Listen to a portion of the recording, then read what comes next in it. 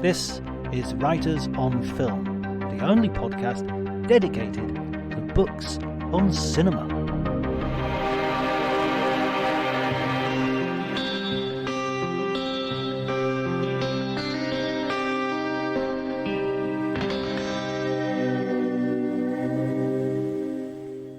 Hi everybody, welcome to Writers on Film. My name is John Bleasdale. I am a film critic and writer, and today I'm going to be talking to George Stevens Jr.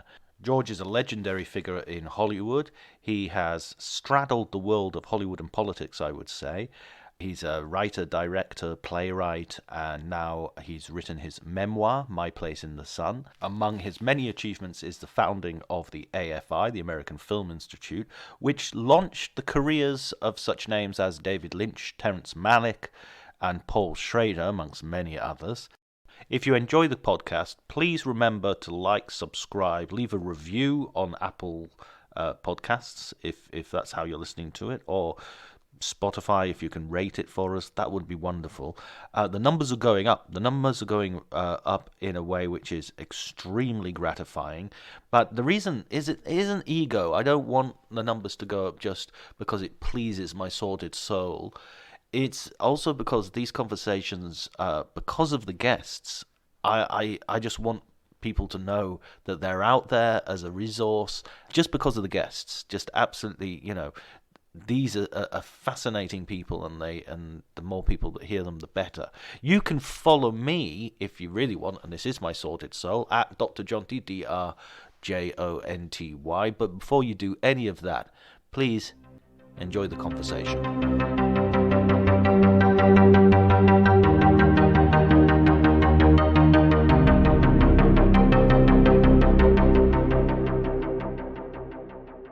I just want to say I feel in very good company. Your interviews are very interesting, and happy to be with you. Oh, thank you so much. In fact, when I was reading your book, I was kind of thinking, oh my God, how do I talk to the man who has talked to all the presidents from Kennedy to Obama, all the way through? How could I possibly, think of questions interesting enough to put to you? Well, yes, I guess there are a couple of exceptions there. I guess only Jerry Ford I never spoke with, and Nixon very briefly. Simply. But I've had my life has been an interesting opportunity. I've been in two different worlds that have that interlock in certain ways, and as I wrote the book, I just realized how fortunate I'd been to be in the company of significant people, and in most of them intelligent and humanistic. The book reads almost like a wonderful novel that you just have. There's such a epic life in many ways. I mean, starting with your childhood, and of course your father. It must have been quite a joy to have the opportunity to go back and revisit that part of your life. It's very comforting to kind of do a kind of review and summing up, and you discover things and you remember things, memories, certain memories become more important and significant. And of course, you also had the opportunity to sort of go back and have a look at your sort of grandparents and that legacy. Yeah. Was that stuff you already knew, or was that some of that did you sort of discover in the process of writing? I knew the broad strokes, but we never talked a great deal about it. I'd met my grandparents, and they were just my grandparents, and I kind of knew they had a theatrical background, and never really explored it. My mother kept from my father's mother all of these papers from the family, which, clippings and, the opening paragraph of the film. My grandfather, at age 24, walking out of his theater in Oakland to go back to San Francisco for the night, and gets mugged, and and I'm reading the story from the San Francisco, or whatever the paper was, San Francisco Call, I believe. So at that was very helpful. The fact as well that you are from this sort of family of sort of show business of actors and you know, but I mean, obviously the most famous that we sort of know of the group is got to be your father. Yes. And his the relationship that you portray is really moving. It's a really beautiful relationship. Yeah, I was blessed, you know, but also with a wonderful mother. But to have a quote famous or accomplished father, which can, you know, for many people in Hollywood, you know, there are the stories of children of prominent directors and stars having difficult lives, and I had a wonderful relationship with my father. How do you think you avoided that? How do you think you know, your family managed to remain to some degree grounded? I think it was just their quality, and my father was just not the kind of prototype of the domineering director, but he was just a wonderful, gentle father that also, you know, the strongest of directors on the set, you know, but with just a kind of a different style. And we developed common interests. And this was also considering the fact that he was away at war for 3 years. And that he kept all the letters we sent him. And my mother kept the letters he sent. And they're all in the Motion Picture Academy. And to be able to look back on these exchanges was, again, eye-opening to me. Was there anything specific that you learned in looking back over them that you that you sort of that popped out? Just the kind of having become a father myself, kind of fatherly wisdom, you know, how his attitude toward me, his sense of fun, you know, an occasional stimulation to improve, but always with a deft touch. And when did you sort of start to sort of become conscious of his profession and the sort of world he moved in? Well, I knew he was a movie. I was embarrassed in the 5th or 6th grade when I was starting school, and everyone was asked what your father does, and I said, well, my father's a director, and the teacher said, what do you mean? And I didn't know what I meant. That was what I was told he did. And then as I became a teenager, I became more conscious of it and spent some occasional time on the studio, at the studio with him. And then in my later teens, I became very involved with it. Yeah, I mean, that sense of what Orson Welles called, you know, the biggest train set a boy can have. You know, that you must have sort of had a feeling for that because you were there as a boy. I was, but I probably took it more for granted than Orson, because Orson came in at 24, and it was his to play with. But and I was not at all kind of certain I was going to go in the direction of my father's career. As I say in the book, the year I graduated from high school, I didn't have a summer job, and Dad said, well, why don't you work with me? And he gave me 2 assignments. One was to break down Theodore Dreiser's An American Tragedy, parts 1 and 2, this classic novel, and put it in notebooks, every character, every scene, because he was about to start work on A Place in the Sun, based on Dreiser's American Tragedy. And the other was to read the books that came over from Paramount and the scripts. And, you know, there were a lot of kind of treacly love story, you know, the novel of the summer that were not, you know, fascinating to a 17-year-old on hot summer days. But one day, a small book came, and I read it in the afternoon. And I went to see my father that night, and he was in bed. He was reading. And I walked in with this book, and I said, Dad, this is really a good story. I said, I think you ought to read it. And he said, why don't you tell me the story? So I found myself walking around his bed trying to reconstruct what I remembered of the story of Shane, Jack Schaefer's novel, and make the story interesting to him. Well, of course, Shane became my next summer's job, working on the location. Uh, but, as I remembered that incident in my life, but when I started to write about it, I realized that he was just giving me an opportunity to find out whether I had any aptitude or interest for his world. And, it was a very thoughtful way to do it. And he never encouraged me. I was bound to be a sports writer, and he thought that was great. But gradually, I came into the family profession.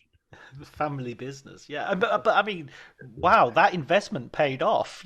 Getting you to do to pick a book. You couldn't have done better. I got to tell you another story that I became more important to me as I look back on it. I always remembered having gone to the Academy Awards. I think it was 1951 with my father, and he was nominated for a place in the Sun. And I remember my mother and his actress mother were with us. He was driving the car. They were in the back seat. And I sat next to him during the awards. And Joseph L. Mankiewicz, head of the Directors Guild, and came out and read the nominations for Best Director. It was John Huston, African Queen, William Wyler, The Desperate Hours, Vincent Minnelli, An American in Paris, Elia Kazan, A Streetcar Named Desire, and George Stevens, A Place in the Sun. And Mankiewicz, a good year, no? So I was going to say that's a strong year, isn't it? And Mankiewicz read the envelope and George Stevens, A Place in the Sun. We were driving home, and the Oscar was on the seat. And I was in the front seat with my father, and the Oscar was on the seat between us. And for whatever reason, he looked over at me, and he said, we'll have a better idea what kind of a film this is in about 25 years. That he had a sense of perspective, and he also had this feeling of the test of time. He knew what mattered. He was not so keen on making the most fashionable film of the year. He wanted to make something that he thought had lasting value. Now, of course, I must have been 17 or 18. He did not realize he was talking to the future founder of the American Film Institute. But he was giving me an idea that became so much the core of the American Film Institute's nature, the test of time, that what mattered were the films that last, and it was important to preserve them and to respect and recognize the people who made the films that stood the test of time. And to underline another aspect of that early part of your book is you have a sort of, it kind of runs like a thread through the book, a fascination with Miss Elizabeth Taylor. That is, again, pretty enviable for a teenager to be. Yes, I mean, when I was at Occidental College, not a terribly well-known liberal arts college until it became known that Barack Obama went there much later than I. And I went over to visit the set of A Place in the Sun, and Dad was there working with Monty Clift and Elizabeth Taylor, and I watched them do a scene, and he introduced me to Elizabeth, and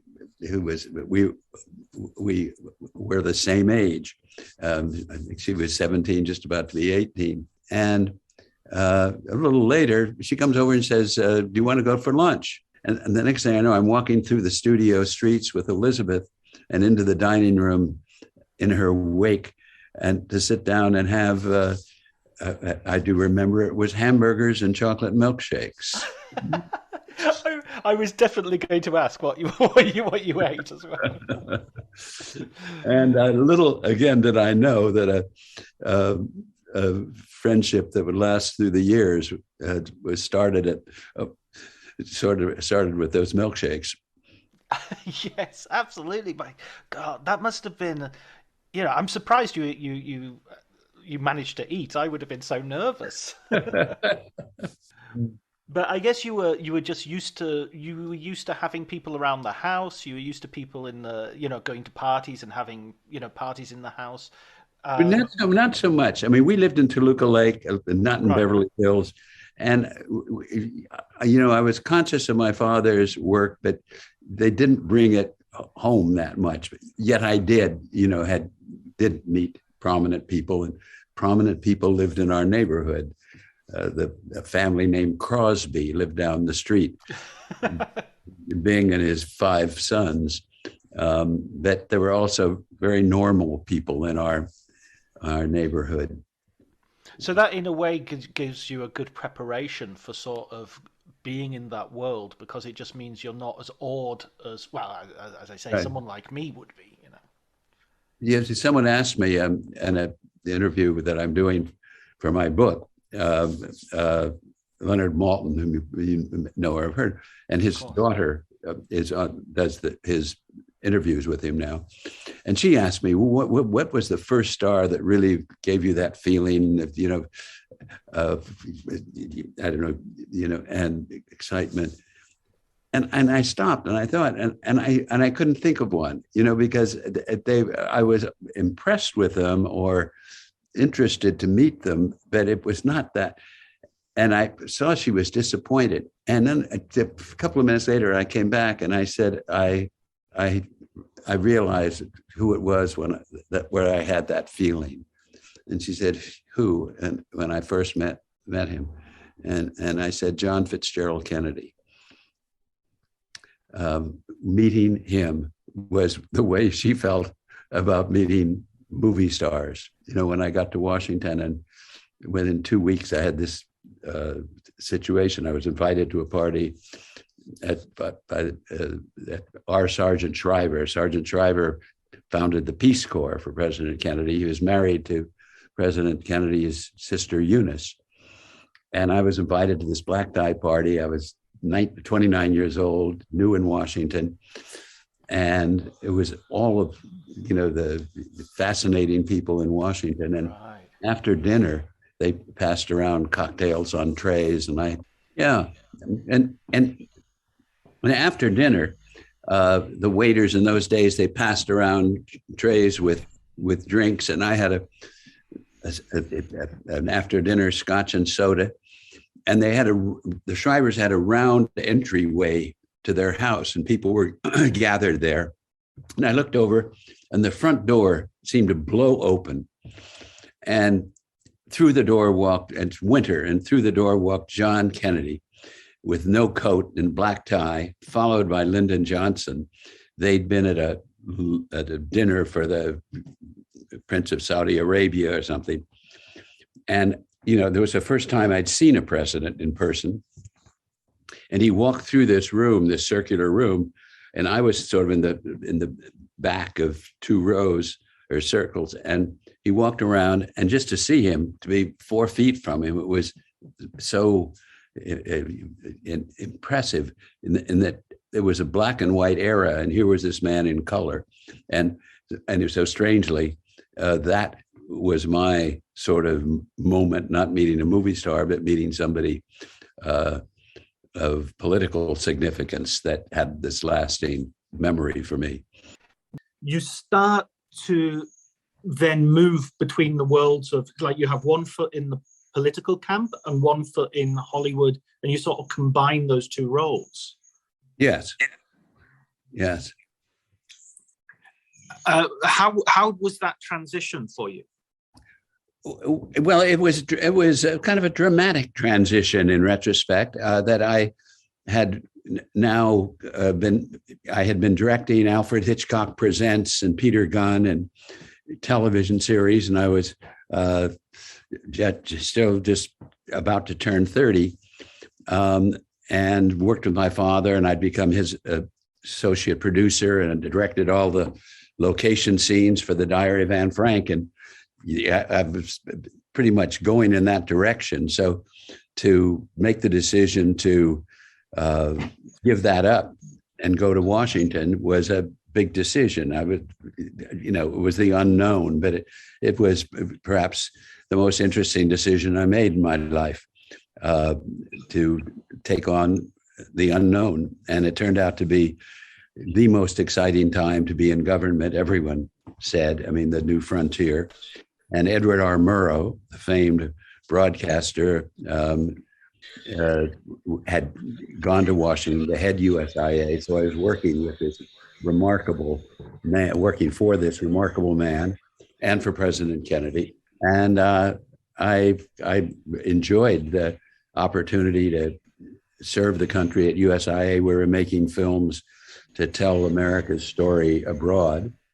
And I met a whole new cadre of interesting and fascinating and purposeful people. Was there ever a moment where you sort of thought about what might have been in terms of, I know you came back later to direct films as well, but was there ever a moment where you thought, oh, I could have sort of had a career as a director?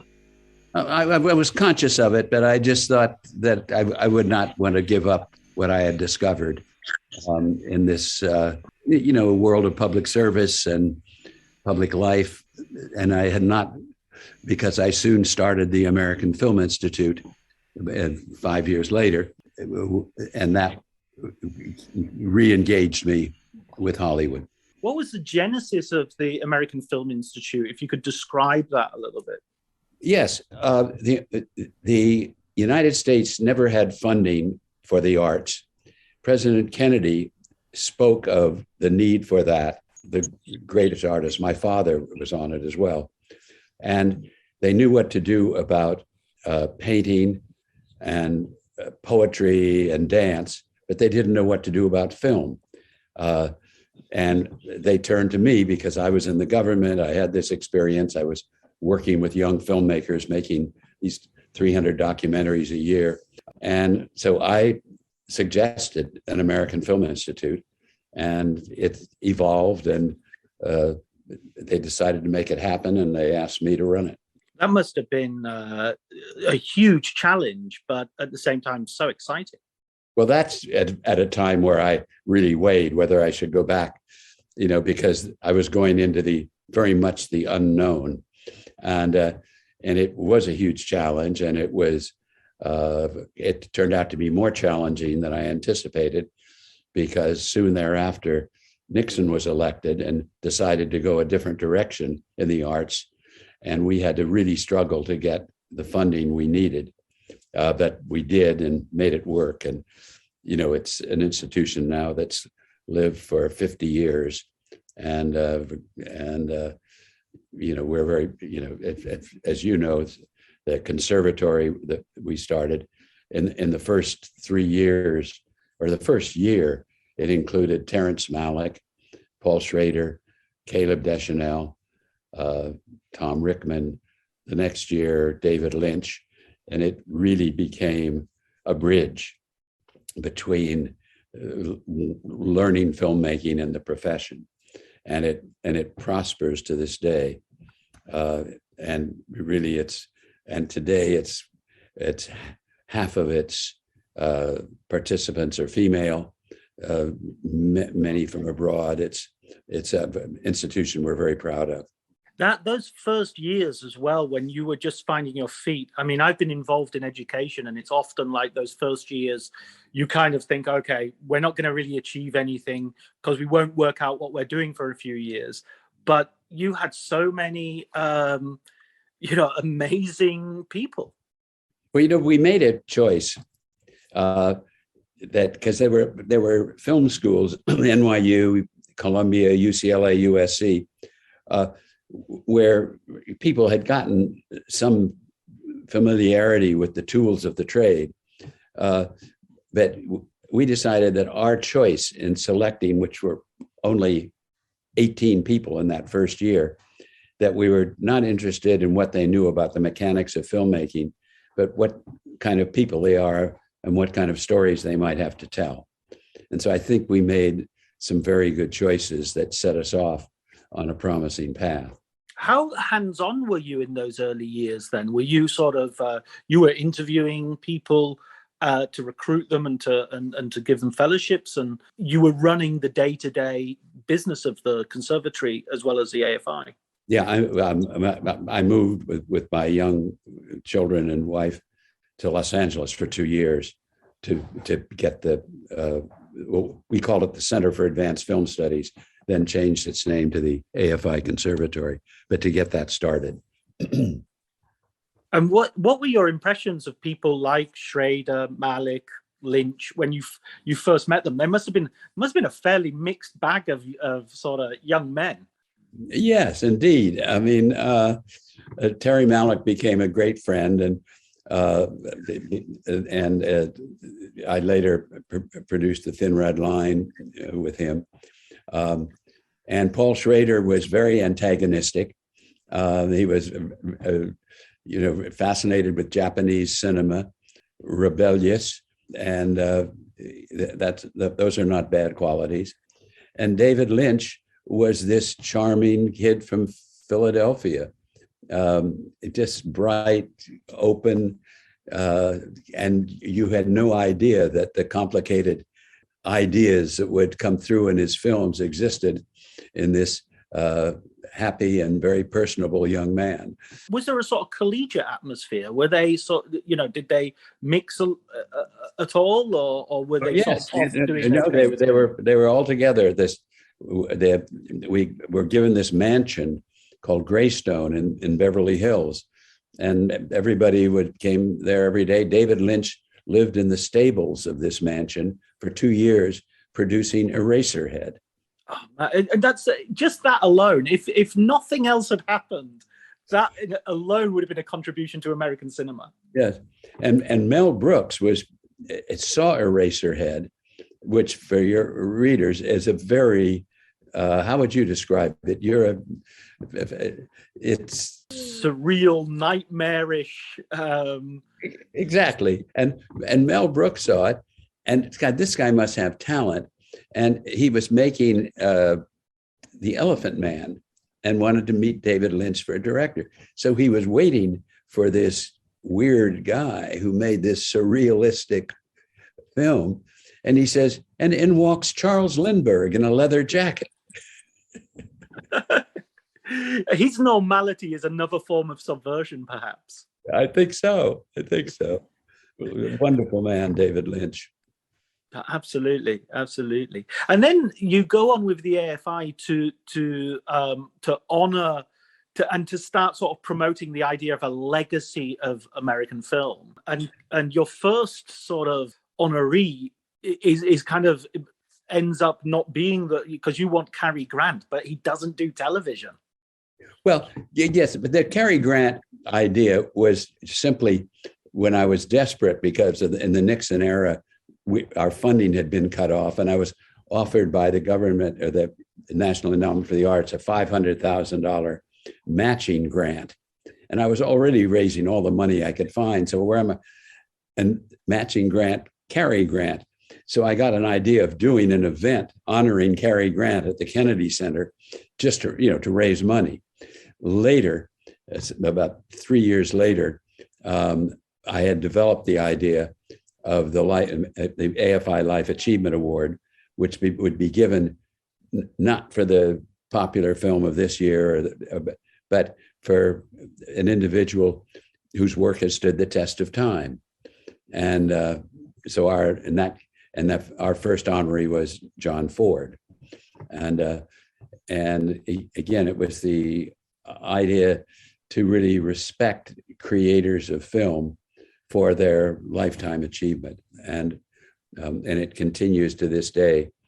But I wrote and produced the first 25 of them, and we just had the riches of and it was John Ford, James Cagney, Cary Grant, Orson Welles, then Betty Davis, William Wyler, John Huston, Lillian Gish, Jimmy Stewart, Capra. It was a candy store, of great people to honor, and they were at late stages of their career, which kind of gave extra resonance to the honoring of them.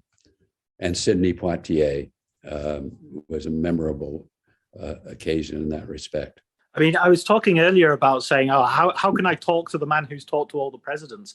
But when I think of the Hollywood royalty that you've known intimately or you've known on this basis. Orson Welles, for instance, is one of my all-time heroes.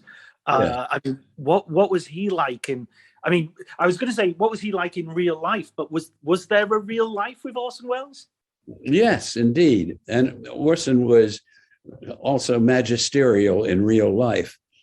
And I used to see him at Ma Maison, a restaurant in Hollywood, where he had his own table and say hello from time to time.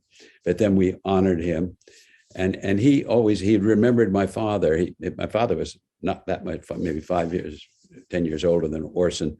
But when Orson came to RKO to find that electric train set that every boy wanted, he said to me, he said, "Your father had become a important director then, and he was very generous to me."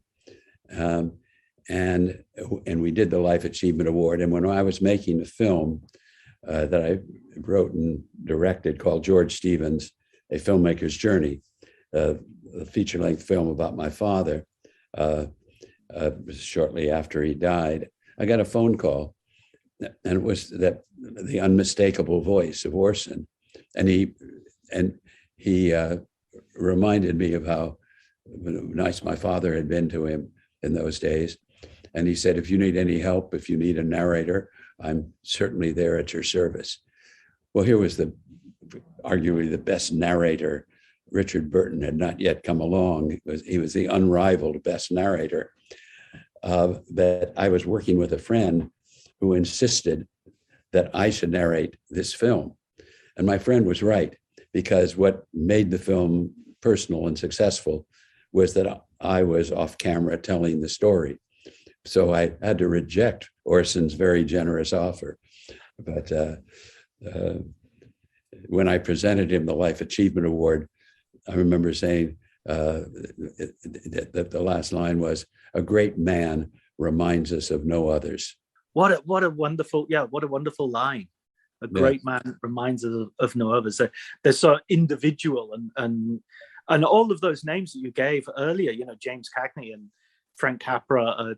I mean, it feels a little bit, it feels like that enshrined a sort of golden age of Hollywood. I think it did, yes. Yeah. And, and it turned out to be wonderful to be able to write about all these people in this book, because I kind of had these memories, and I had the scripts, and I had a lot of material to work with, and to bring them to life in a new way in various chapters kind of inspired me that this book might prove very interesting to readers. Oh, absolutely. And I think that's the other thing is you have a really unique angle. So you do see the humane side, the humanity of these people, in that, Cary is there's a little bit of the diva there, and Orson is a little bit, he wants his money, he wants to raise money to make another film, so that's in the forefront of his mind. Right. And Jimmy Cagney, when we had dinner before he received his Life Achievement Award, he was just, and his wife Billy, and he was just so charming. A small dinner. And then he talked to me briefly about the show that was about to happen. And he said, well, I'm going to need a get of Asia. And I said, a get of Asia? And he kind of did a little step. He says, yeah. He said, that's the step we vaudevillians do when we go off the stage so people will remember us. You just have these wonderful things. And I titled the last chapter of my book, Get of Asia, out of respect for Jimmy Cagney, when I came to say, I've got to write a last chapter here. And I thought back to Jimmy. Yeah, that's a brilliant sort of, it's going back to the old theatre world of your family, of sort of like, it's important to make a good entrance, but it's also really important to make a good exit. Exactly. Yeah. And when you came to the later part of your career, and you end up producing films and directing a film, and you get involved with the Thin Red Line, which feels like you're coming full circle as well to some degree.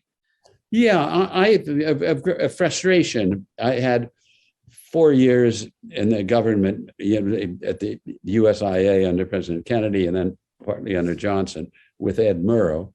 Then it was 12 years to get the AFI started. I thought it would be much briefer than that. And while I was at AFI, I kind of comforted myself by starting the Life Achievement Award, which I was writing and producing those shows every year, which kept my creative hand in. But basically, I had stepped away from filmmaking. And so that was in 1980, I went back to do that. And I was able to do many things that were important to me. And and to work with Sidney Poitier and Jack Lemmon. These happened to be television miniseries, but they were themes that were very important to me. And having that creativity, as you say, I mean, it also means that you're sort of going into the 80s and 90s. You're again directly involved in Hollywood in a way which is more similar to how your father was working.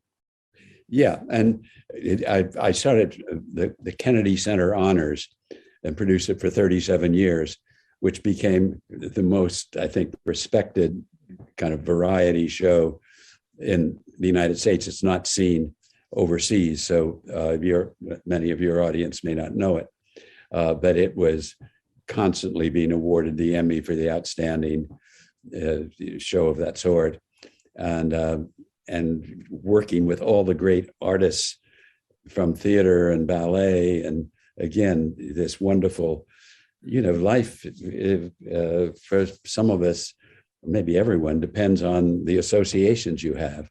And again, for me now to be working with Leonard Bernstein and Isaac Stern and Agnes DeMille and Jesse Norman and, all of the great Jerome Robbins, it just added such a dimension to my life. You are, I know, interested in writing with your excellent podcast. And I was thinking about it. I mean, I wrote Separate but Equal, the film with Sidney Poitier, co-wrote, and I wrote or co-wrote all of the specials I did. But it also reminded me that writing, I realized how important writing was to my life. You had to write the American Film Institute, and it's writing as persuasion, writing as formulating things, writing to persuade a studio to make a film, writing to make the National Endowment give you more money. And I just realized that how central writing is to my life and to many people's lives, not just for the things that you're credited with on the screen. And then late in life, I decided to write a play. And I'd never written a play, and soon it was on Broadway. So it's so fundamental to making your way in the world. And I've encouraged my children and now my grandchildren, to be able to write, not the ability to write a good letter. So valuable in so many aspects of your life. So I really encourage writing. Yeah, it's that ability to put language out there and sort of get a grip of it, get a control of it. That is fascinating. It also reminds me of sort of like you as a teenager sort of reading through all these novels as well to find a film in them, and then later in life you're there reinventing yourself as a playwright. But in the end, it's about language and being able to see through language to something else, to something that may be visual or film or maybe on stage as a performance. Right, and it's storytelling. Even if you're trying to persuade the National Endowment for the Arts to give you $2 million, you have to tell them a story. Yes, you did. A really good one. And if you're in trouble with the law, you want to write a good letter to the judge, a good story to make your case. Absolutely. Fortunately, I haven't had to do a great deal of that. The latter. That was my next question. And so, I mean, when you finally sort of came to sit down and write your memoir, which obviously is a sort of, had you already written stuff in preparation? Was the stuff that you'd been using, through the years, or was this like, right, I'm going to start from scratch and go all the way through? I had made notes. And around 2000, a wonderful writer friend you may know of, Tim Willocks, a novelist, and who became a friend, an Englishman, I kind of exchanging letters, and I said, what am I going to do with the rest of my life, kind of thing. And he wrote back this eloquent letter about he thought I had lived a life that would be interesting to others. And he quoted all sorts of wonderful books. And at that time, I then started making a bunch of notes. And so I had a lot to go on. And were there any parts that when you were writing, you thought this is the most sort of difficult parts that were difficult to reconstruct, or difficult even from an emotional point of view to go back to? I don't think of any really. All of it was a challenge. And again, my technique with writing, again, learned from my father. We had a premiere in Hollywood of a restoration of Giant. We did a 4K restoration, which makes it more beautiful than ever, overcoming some of the faults of dissolves that were too technical. But Steven Spielberg had suggested it. And Steven and I introduced the film at Grauman's Chinese just last week. And to see that 65-year-old film with an audience was really thrilling, at the same theater where it had premiered 65 years earlier. And now I forget why I brought up Giant. It was to make a point that I was asking about any moment that was like a challenge or was difficult in writing the memoir. Oh, and a story that I told with Stephen to the audience that night is that I was young and I'd come back from the Air Force and I was in the editing room with my father. And Giant ran 3 hours and 20 minutes, and it had been longer. And I'd been with him, just seeing him refine it and improve it. But he kept working at it. And at one time I said, Dad, this is an awfully good film. Why don't you just put it out there? And he said, think of the man hours that are going to be spent looking at this film over the years. Don't you think it's more valuable that I spend some of my time now making it a better film for all those people who are going to spend that time? And it was just his practice of just making it right. And in a minor chord, that's what I really worked at in this book, just to kind of get rid of the stuff and really to try and refine it to make it as good a book as it could be. It feels like you've learned so much from your father but also from so many people through your life. It feels, as I was reading it, I was thinking there are lessons here all the way along. I felt like I was learning as well. Oh, nice. Thank you. Yeah. I was just going to say John F. Kennedy, that I had this, I had just, I think, 2 meetings with him and several phone calls, but I was working for him.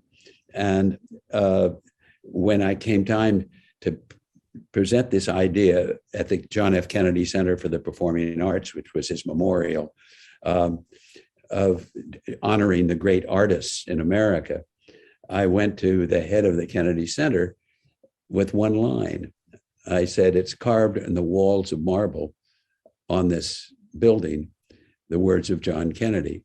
I look forward to an America that won't be afraid of grace and beauty. I look forward to an America that will honor achievement in the arts the way we honor achievement in business or statecraft. And there you had a sentence from a president, which was an idea for an enduring event and television show. And so you have these influences that are so powerful. And he was a great influence on me, his decisiveness, his sense of purpose. It also makes me long for a time when we had that sort of eloquence in public life. Yeah, doesn't it? Yes. Yes. Yeah. I mean, I don't want to, we'll get there again. We'll get there again. Let's hope so. Yes, we're all working toward it. Absolutely, absolutely. Well, listen, George, you've been absolutely so generous with your time. There's one final question actually I'd like to ask you, if at all possible. Yes. Because this is a Writers on Film, and we always ask for a recommended book, and I know I haven't sort of prepared you for this, but is there a book on cinema that you sort of, or even a memoir or a biography that you sort of consider that you would, it doesn't have to be the best or anything like that, but just that might be interesting to our listeners? Well, I haven't thought about it, John, but I would put Kevin Brownlow's The Parade's Gone By and Kevin Brownlow's David Lean would be two good thoughts. Excellent. What brilliant recommendations. And that's a brilliant recommendation for me, because I love David Lean. He's another magnificent director. Yeah, oh, yes. And I write about David too. He was such an extraordinary man. And, I have a big television across the way. And even on that screen, instead of the big screen, when Lawrence of Arabia comes on, it's just breathtaking how beautifully rendered and with such imagination and boldness that film is created. And it, I have respect for many of the filmmakers working today. I don't want to be totally a golden age geek, but who would you look at today? Looking at cinema today, what sort of gives you what filmmakers do you look at and think, oh, they're carrying on the legacy, they're carrying on the stuff?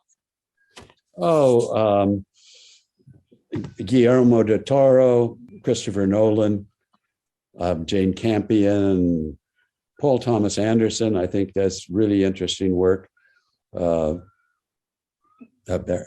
Barry Jenkins. Gosh, there's so many, and it's so international. I worry that the resources, the people I've spoken of, David Lean, George Stevens, William Wyler, Fred Zinnemann, they earned their way to having the most resources for making films.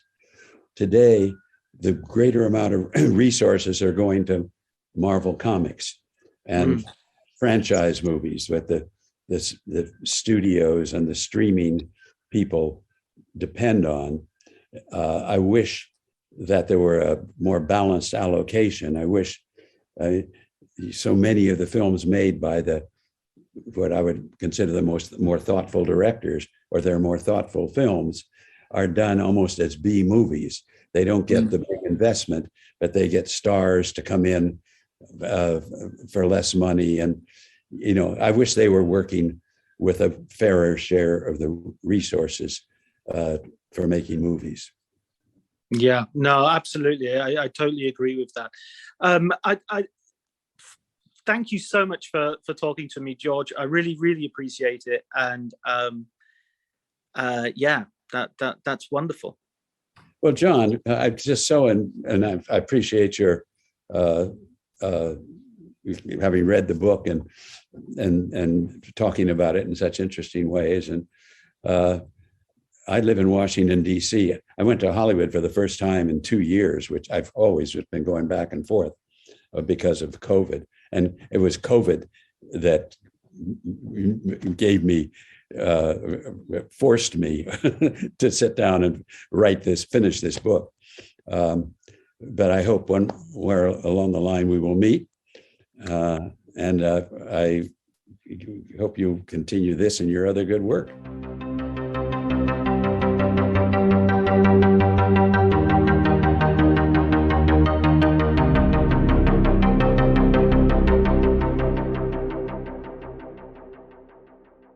So that was my conversation with George Stevens Jr., and I think you'll agree it was one of the best episodes we've ever had. It's certainly the guest who has had the most first-hand knowledge of the development of Hollywood in the last 60, 70, 80 years. It's when I started this podcast, it was a little over a year ago, and I only intended really to do 10 episodes, partly as well to promote writers that I knew whose books had just been released, partly because I just wanted to have conversations with people who had expert knowledge in the field that I love, and I wanted to learn something. It has become something of a film course for me. I've learned a lot. I've read a lot about a lot of characters that I would not necessarily have pursued on my own, and I'm absolutely glad I did. It's broadened my horizons in a way that I have found extremely enriching, and also in terms of course, my watching of movies. I've been watching films with a much broader perspective than before, and so this has been intensely valuable for me. What I mean by all this is to say that George Stevens Jr. coming on the podcast and talking so beautifully and so interestingly about all these things, it really is a huge endorsement for what we've been doing with Writers on Film, and I'm so proud that this has happened and that this conversation exists and is out there. Along with all the others. There's a real body of work building up, and it's all because of you, listener, because if I was doing this and I didn't see the numbers, I would not be continuing, believe you me. So, or maybe I would be. I mean, these conversations, even if I didn't publish them, I enjoy having them so much that I'd probably do it anyway. Okay, that's all from me for today. I'm very sorry. I've got a really bad cough at the moment. Not COVID related, I'm glad to say. Oh, another thing I should share with you is when we were doing the podcast, when I was doing the podcast with George and I was talking to him via Zoom, the Wi-Fi kept cutting out, the internet kept dropping, and I would freeze, and it was all on my side. He was fine. It literally happened 4 or 5 times. Hopefully you didn't notice during the episode because I edited it together with such finesse. But I obviously was apologizing profusely, and George, brilliant guy that he is, said, "Oh, all my life it's been technical glitches. Don't worry about it. That's that's the perspective you have to have. You don't think you put up the AFI without a couple of technical glitches along the way. You don't think you direct films and put plays on Broadway without a couple of technical glitches here and there." So that was incredibly encouraging, and it was so nice because, you know, somebody could quite rightly become impatient at my obvious and evident incompetence, and George didn't, and you know, good stuff. Good luck to him. By the way, George is also our second guest so far to have met John F. Kennedy. The first one was Joseph McBride, if you remember, a few episodes back. Okay, that's enough chatter and blarney from myself. So I will thank Elliot Atkins for his wonderful music. I will thank Ali Howard for his artwork, and I will thank you, listener. Please tune in next week for another episode.